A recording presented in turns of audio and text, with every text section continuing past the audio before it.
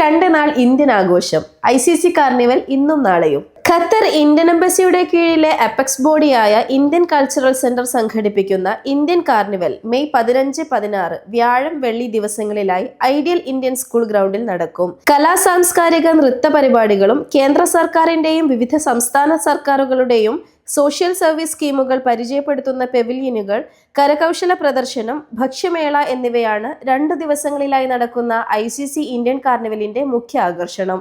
ചലച്ചിത്ര പിന്നണി ഗായകൻ അനൂപ് ശങ്കറിന്റെ നേതൃത്വത്തിൽ 2ാം ദിനമായ വെള്ളിയാഴ്ച സംഗീത വിരുന്നുണ്ടാവും. കഴിഞ്ഞ കാലങ്ങളിലായി നടന്ന passage to India, Bharat Utsav തുടങ്ങിയ പ്രവാസി ഇന്ത്യക്കാരുടെ ആഘോഷങ്ങളുടെ തുടർച്ചയാണ് ഇത്തവണത്തെ ഇന്ത്യൻ കാർണിവൽ.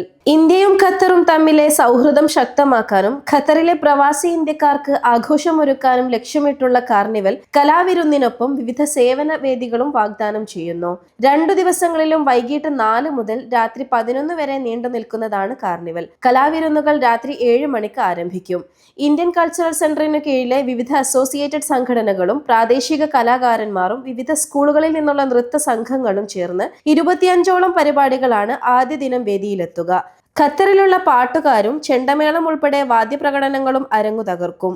2ാം ദിനത്തിൽ മെഗാ തിരുവാതിര, ഗർഭനൃത്തം തുടങ്ങി വിവിധ ഇന്ത്യൻ സംസ്ഥാനങ്ങളുടെ തനത് കലാപരിപാടികളും അരങ്ങിലെത്തും.